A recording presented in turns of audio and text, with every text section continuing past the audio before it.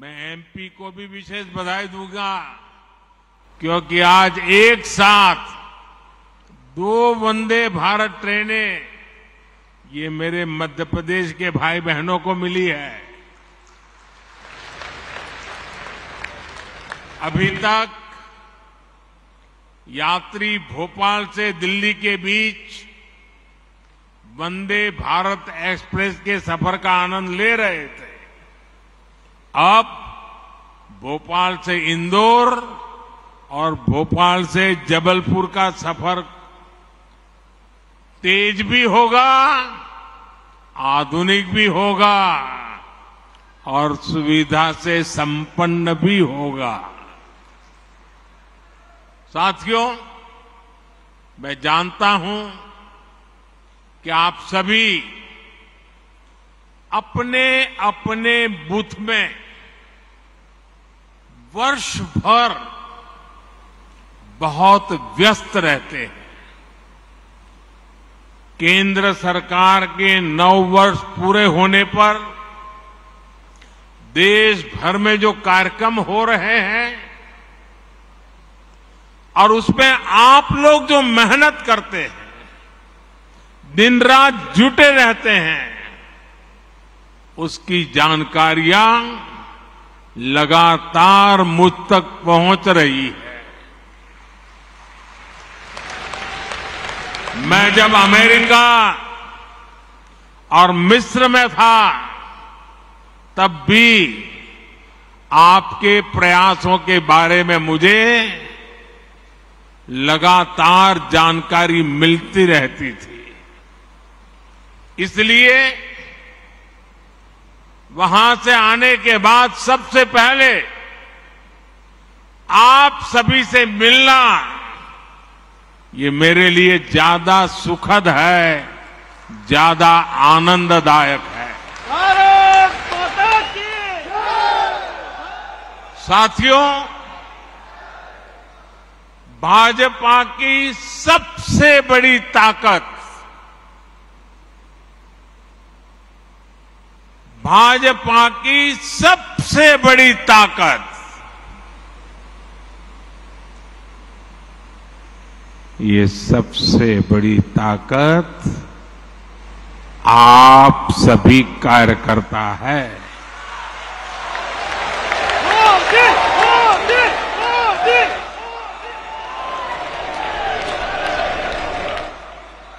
और मैं नड्डा जी का, केंद्रीय भारतीय जनता पार्टी के नेतृत्व का, राज्यों के भाजपा के नेतृत्व का, मध्य प्रदेश भाजपा नेतृत्व का हृदय से अभिनंदन करता हूं इस कार्यक्रम की रचना के लिए, क्योंकि आज मैं एक साथ बूथ में काम करने वाले करीब 10 लाख कार्यकर्ताओं को वर्चुअली संबोधित कर रहा हूं। आप तो इतने लोग यहां हैं, लेकिन देश का हर पोलिंग बूथ आज यहां आपसे जुड़ा हुआ है। शायद किसी भी राजनीतिक दल के इतिहास में ग्रास रूट लेवल पर ऑर्गेनाइज वे में इतना बड़ा कार्यक्रम कभी नहीं हुआ होगा। इतना बड़ा कार्यक्रम आज हो रहा है। एक और बात मैं गर्व से आज कहना चाहता हूं। मुख्यमंत्रियों की मीटिंग होना, पार्टी के अध्यक्षों की मीटिंग होना, महासचिवों की मीटिंग होना, प्रदेश कार्य समितियों की मीटिंग होना, जिला कार्य समिति, मंडल कार्य समिति होना, ये तो शायद लंबे अरसे से चल रहा है, होता भी है, लेकिन सिर्फ और सिर्फ बूथ का नेतृत्व करने वाले लोगों का सम्मेलन इतिहास में पहली बार होता होगा।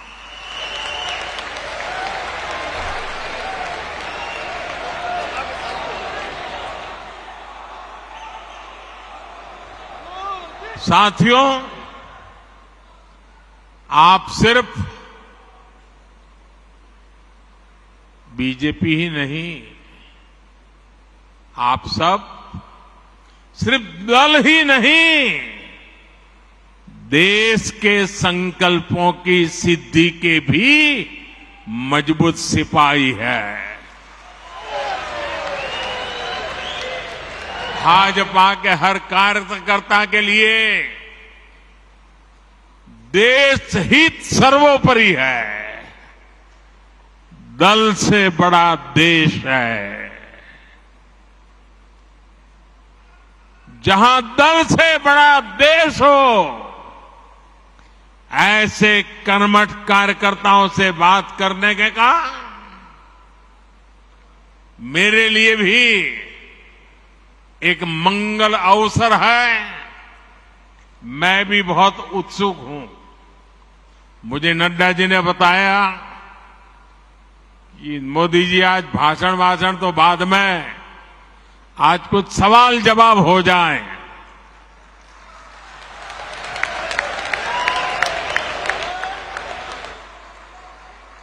मैंने भी बात को मान लिया। आइए बातचीत का सिलसिला शुरू करते हैं। हमारी बहन जी वहां से जैसे भी आगे आज्ञा करेगी, मैं अपनी गाड़ी आगे चलाऊंगा।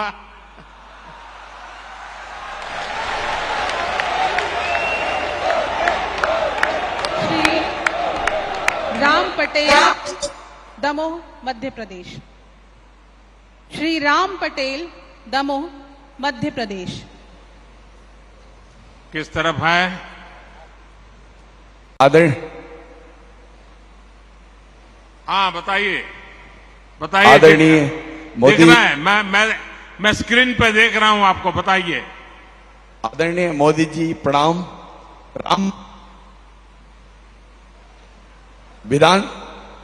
राम पटेल दमोह से टिकट का प्रभारी हूं। बूथ 171 दमोह से आपको प्रणाम करता हूं। आपसे मैं प्रश्न करना चाहता हूं। आपने भी खुद मंडल स्तर पर तक कार्यकर्ता बन करके काम किया है। ऐसे में आप राजनीति के अतिरिक्त सामाजिक जुड़ाव को कैसे देखते हैं? आपसे पूछना चाहता हूं आदरणीय प्रधानमंत्री जी। एक तो मुझे अच्छा लगा कि आप रोज की राजनीति की आपाधापी के बजाय किसी और दिशा में सवाल को लाए हैं। आप बैठिए, मेरा जवाब थोड़ा लंबा हो जाएगा। आप बैठिए आराम से। देखिए, जो एक बूथ होता है वो अपने आप में एक बहुत बड़ी इकाई है। हमें कभी भी बूथ की इस इकाई को छोटा नहीं समझना चाहिए। हमें अपने बूथ में राजनीतिक कार्यकर्ता से भी ऊपर उठकर समाज के लिए सुख दुख के साथी के रूप में अपनी पहचान बनानी चाहिए। और बहुत सी ऐसी चीजें होती हैं जिसमें जमीन का फीडबैक बहुत जरूरी होता है। जो बूथ के हमारे साथी हैं वे इसमें बहुत बड़ी भूमिका निभाते हैं। प्रधानमंत्री भी या मुख्यमंत्री भी अगर कोई सफल नीति बनाता है तो मान लेना किसी न किसी बूथ के कार्यकर्ता के दी हुई जानकारी की ताकत बहुत बड़ी होती है। हम भारतीय जनता पार्टी के कार्यकर्ता उनमें से नहीं है जो एयर कंडीशन कमरों में बैठकर पार्टियां चलाते हैं और फतवे निकालते रहते हैं। हम तो वो लोग हैं जो गांव गांव जाकर गर्मी हो, बारिश हो, कड़कड़ाती ठंड हो, हर मौसम, हर परिस्थिति में जनता के बीच जाकर के खुद को खपाने वाले यहां लोग हैं। और इस वजह से बूथ का बहुत मजबूत होना बहुत स्वाभाविक है।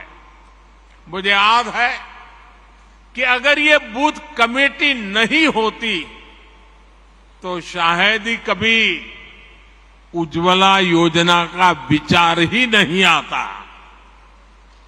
साथियों, ये आपकी निरंतर कोशिश होनी चाहिए, क्योंकि गांव से कार्यकर्ताओं ने मुझे उज्ज्वला गैस योजना के विषय में समझाया। बाद में वो नीति बन गई और गरीब के घर तक गैस का चूल्हा पहुंच गया। साथियों, भाजपा की बूथ कमेटी की पहचान सेवा से होनी चाहिए। बूथ के अंदर रोज आंदोलन संभव नहीं है, तू मैं संभव नहीं है। और इसके लिए बूथ की अंदर भाजपा की पहचान सेवाधारी की होनी चाहिए, सेवा भाव की होनी चाहिए। और इसके लिए छोटे छोटे समझे जाने वाले काम जो लोगों को बहुत छोटे लगते हैं लेकिन बहुत उपयोगी होते हैं। अब जैसे गांव में कहीं न कहीं तो आपको बैठने की वो जगह होगी, किसी पेड़ के नीचे बैठते होंगे, किसी चाय के ठेले के पास जाके बैठते होंगे।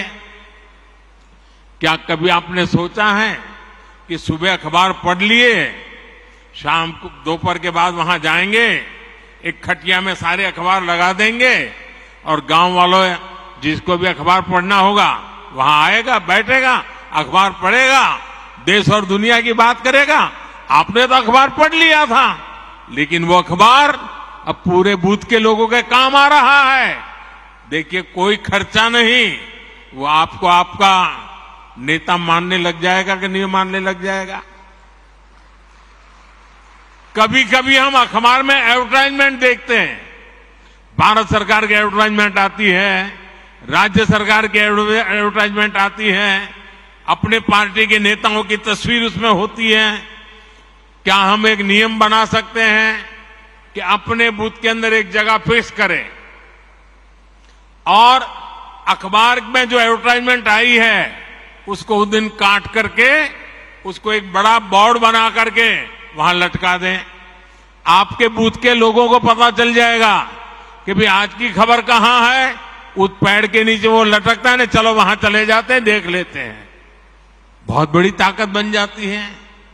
एक छोटा सा ब्लैक बोर्ड बना सकते हैं बूथ के अंदर। आप हर दिन एक कार्यकर्ता को जिम्मेवारी दो, आज भाजपा की जो अच्छी खबरें हैं, देश की अच्छी खबरें हैं, वो ब्लैक बोर्ड में देख लीजिए। बूथ के लोग आएंगे, जाएंगे, जरूर पढ़ेंगे। मैंने एक कार्यकर्ता देखा, वो फर्स्ट एड बॉक्स अपने यहां रखता था। वो फर्स्ट एड बॉक्स के कारण उस इलाके के सारे लोग उसके घर आते जाते रहते थे। इससे गांव के लोगों में विश्वास बढ़ेगा कि अगर कोई समस्या हुई, कोई उपचार करवाना है, तो वो भाजपा के अपने भाई है ना, उसके घर में फर्स्ट एड बॉक्स है, चलो भाई पहुंच जाते हैं। घर में किसी की बीमारी है, थर्मोमीटर चाहिए, चलो उसके यहां से ले आते हैं। घर में कोई तकलीफ है, चलिए गर्म पानी की थैली चाहिए, चलिए उनके यहां मिल जाएगी, मांग करके ले आते हैं। आप एक सामाजिक नेता बन जाएंगे। देखिए, बूथ के अंदर संघर्ष की जरूरत नहीं होती है, सेवा ही एकमात्र माध्यम होता है। आप अपने अखबार, जैसा मैंने कहा, पढ़ने की व्यवस्था पर जोर दें। कुछ अपने मैगजीन होते हैं, कमल संदेश है, और भी हमारी पार्टी के कई अखबार निकलते हैं। जैसे मैं गुजरात में था, मनोगत नाम का अखबार निकलता था।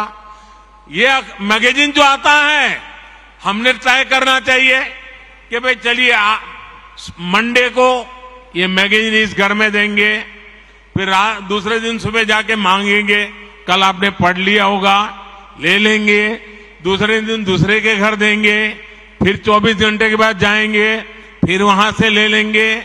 हमारा एक कमल संदेश होगा, हमारा एक मैगजीन होगा, तय करेंगे, अगला आने तक घर घर वो घूमता रहेगा, 30-40 घरों में जाएगा, फिर वापस आएगा।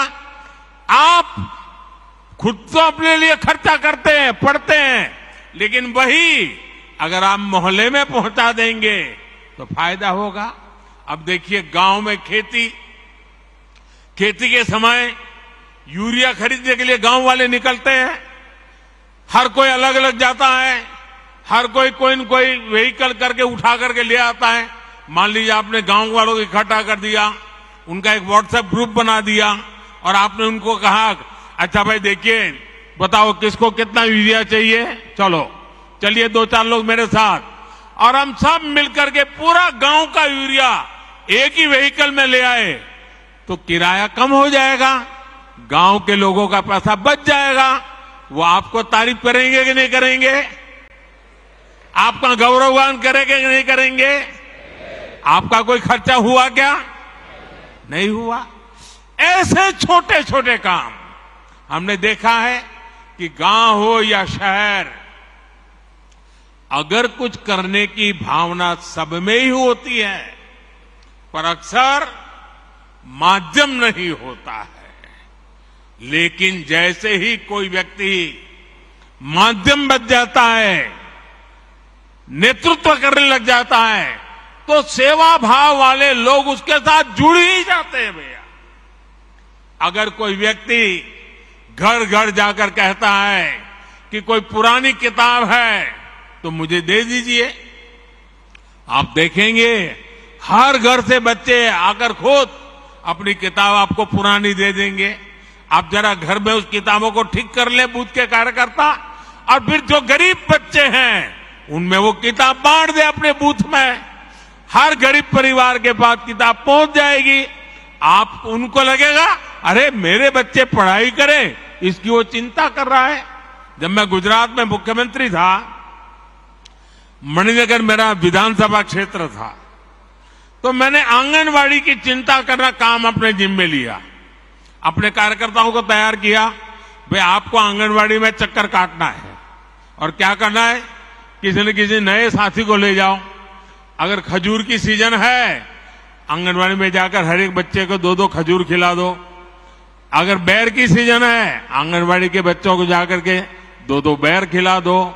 अगर कोई अच्छी टॉफी आ गई है, 2-2 टॉफी जाके, न्यूट्रिशन का प्रॉब्लम भी सॉल्व होगा, उन गरीब परिवारों से भी दोस्ती बन जाएगी, और इस इलाके में कोई जाने या न जाने आप निकलेंगे, हर बच्चा आपको जानता होगा। ये एक बहुत बड़ी ताकत बन जाती है साथियों। इस ताकत पर हमें जोर देना चाहिए, और ये जितना करेंगे, हमें गांव गांव में, शहर में, कस्बे में जाकर इस तरह से काम करते रहना चाहिए, तब जाकर के हमारे बूथ की ताकत बनती है। जब आप जनता से जुड़े ऐसे छोटे छोटे काम करोगे तो मुझे पक्का विश्वास है पूरे बूथ में कोई परिवार ऐसा नहीं होगा जो आपसे दूरी करेगा, वो आपसे नहीं जुड़ेगा। आपकी पहचान एक भाजपा के कार्यकर्ता से आगे बढ़कर एक समाज सेवक की तरह बने, इसके लिए बूथ के अंदर लगातार काम करना चाहिए।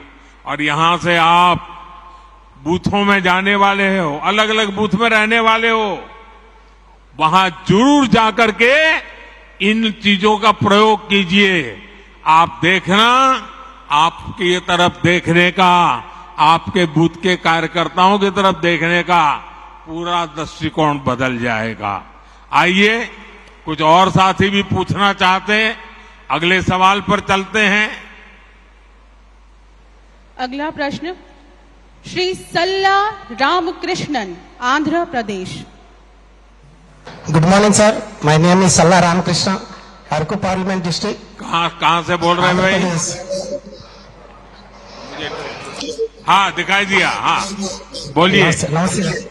हाँ, मैं सल्ला रामकृष्ण सर, स्क्रीन पे आपको देख अरकू रहा पार्लियामेंट हूँ। डिस्ट्रिक्ट। एक आराम से फिर से बताइए, जरा आराम से सवाल बताइए। Salla Ramakrishna sir, Araku parliament district sir.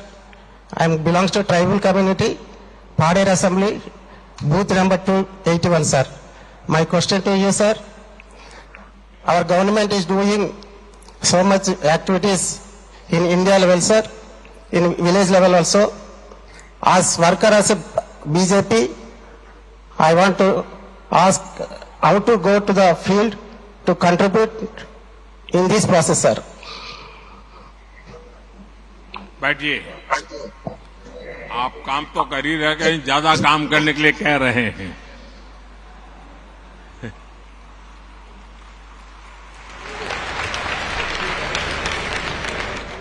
देखिए, कार्यकर्ता के दिल में और ज्यादा काम करने की भूख होना, ये भी बहुत बड़ी ताकत है। आंध्र गारू को मेरा अभिनंदन। देखिए, 2047 में जब हमारे देश की आजादी के 100 साल होंगे और हम देश को विकसित भारत बनाना चाहते हैं, लेकिन भारत विकसित तभी होगा जब गांव विकसित होगा। और इसलिए हर गांव का संकल्प बनना चाहिए कि 2047 के पहले हमें अपना कार्य क्षेत्र, गांव होगा, पंचायत होगी, नगर होगा, महानगर होगा, हमें उसे भी डेवलप बनाना है, समस्याओं से मुक्त करना है। और इसके लिए छोटे छोटे प्रयास ही बहुत बड़ी असर दिखा सकते हैं। जैसे कि हमारा गांव कैसे हरा भरा हो, कैसे गांव में स्वच्छता को लेकर हम अलग अलग कार्यक्रम शुरू कर सकते हैं, हम गांव में सोलर को कैसे बढ़ाएं, सोलर एनर्जी की गांव में कैसे आदत डालें। आज भारत सरकार सोलर एनर्जी पर इतना जोर दे रही है, हमारे भाजपा बूथ कार्यकर्ता ये ठान ले कि अगर किसी गांव में 100 घर है तो अगले 2 साल में वहां सौर ऊर्जा का ज्यादा से ज्यादा उपयोग हो। हमारे किसान हो, उनको समझाएं, सोलार पंप का उपयोग करिए, आपका पैसा भी बच जाएगा। ज्यादा से ज्यादा लोग कैसे सोलार लगवाए, हम उनको प्रेरित करें। काम सरकार का नहीं है, जनता जनार्दन में ले जाने का एक सकारात्मक तरीका है। उसमें बैंकों से जो कैसे मदद मिलती है, उनको बैंकों से मदद कैसे दिलवाए, आर्थिक सहयोग बैंकों से मिलता है, उन तक कैसे पहुंचे, उनको इनकी जानकारियां हम कैसे दें। आप जानते हैं, केंद्र सरकार के प्रयासों से स्कूलों में ड्रॉप आउट रेट बहुत तेजी से कम होता जा रहा है। लेकिन फिर भी भाजपा कार्यकर्ता ये सोचे कि मैं जिस बूथ में काम करता हूं वहां कोई ड्रॉप आउट नहीं होगा, बेटा हो या बेटी 100% पढ़ेंगे, इसके लिए मैं काम करूंगा। मुझे बताइए, भाजपा के कार्यकर्ताओं को काम करना चाहिए कि नहीं करना चाहिए? आपका बूथ मजबूत होगा कि नहीं होगा? आपके गांव में से अशिक्षा जाएगी कि नहीं जाएगी? कोई बच्चा अगर बीच में स्कूल छोड़ रहा है, हम उसको पहचान ले, उसको मिलने जाए, उसके माँ बाप को मिलने जाए, उसको स्कूल ले जाए, सेवा भी होगी, भाजपा का काम भी हो जाएगा। अगर उसको कोई आर्थिक परेशानी है किताब नहीं है, लिखने के लिए नोटबुक नहीं है। आप गांव के 2 लोगों से कहेंगे आओ भाई इन 2 बच्चों के लिए भी 2 नोट ले आइए, उनको यूनिफॉर्म नहीं है, आओ भाई 2 बच्चों के लिए यूनिफॉर्म ले आओ। आप देखिए धीरे धीरे आप परिवर्तन ले आएंगे। अब कुछ बच्चे कुपोषित होते हैं, हम गांव के अंदर कुपोषण कैसे मिटा सकते हैं? मैंने अभी बताया मेरा मणिनगर का अनुभव। हम गांव के लोगों को ले जा सकते हैं।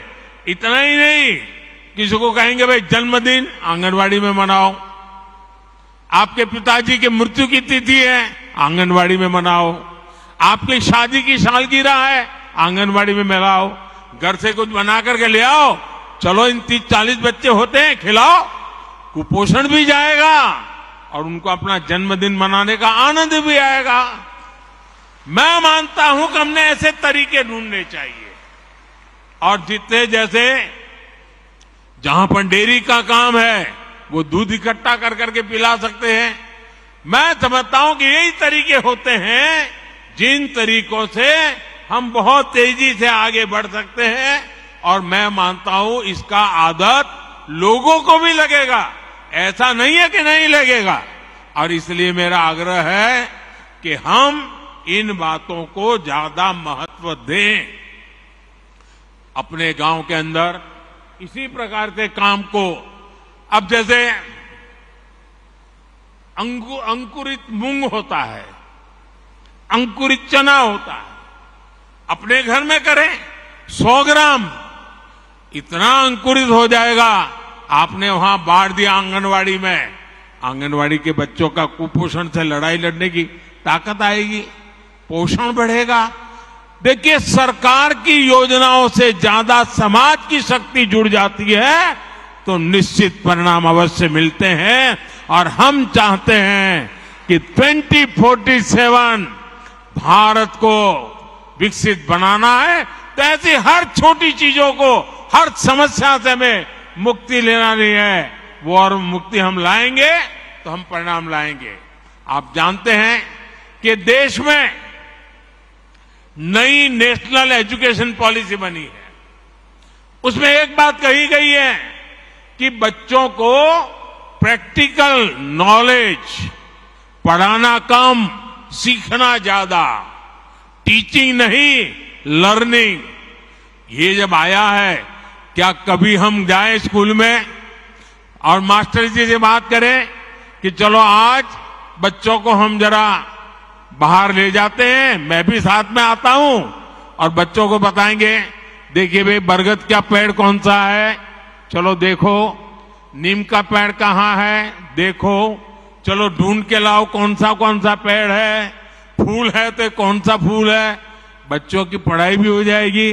कभी कोई कुम्हार होगा गांव में, चलो भी आज कुम्हार के घर जाएंगे, वो मिट्टी को कैसे काम करता है, मिट्टी में से घड़ा कैसे बनाता है। यानी स्कूल तो जो करती होगी, लेकिन मेरा बूथ का कार्यकर्ता उसके साथ जुड़ जाता है तो उन बच्चों के जीवन में भी बदलाव आता है। और नई एजुकेशन पॉलिसी, हमारी नेशनल एजुकेशन पॉलिसी अपने आप लागू हो जाती है।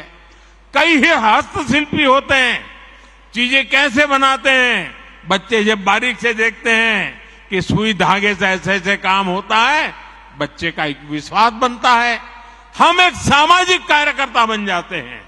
और इसलिए मैं बूथ के भाजपा से कार्यकर्ताओं से यही कहूंगा कि आप वहां के जन जीवन से जुड़िए, उनकी रोजमर्रा की जिंदगी से जुड़िए।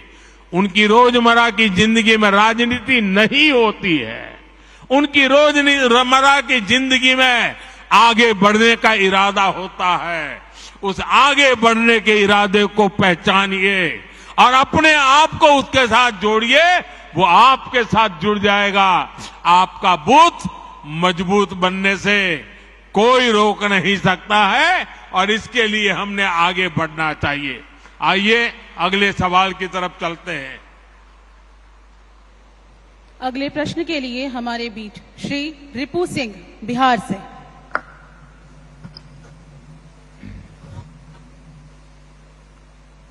बताइए। माननीय प्रधानमंत्री जी, मैं बिहार के पावन धरती से मैं आपको प्रणाम करता हूं। मेरा नाम रिपू सिंह हुआ। कहां से हैं आप?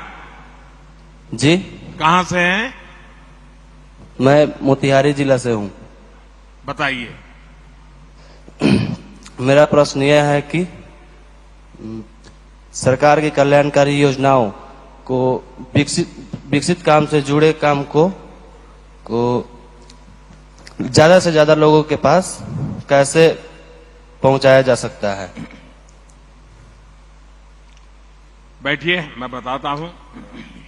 कुछ बातें तो मेरी अभी मैं बता रहा था तब लिख लीजिए। देखिए, ये काम हमारे कार्यकर्ता बेहतरीन तरीके से करते आ रहे हैं, लेकिन फिर भी हमें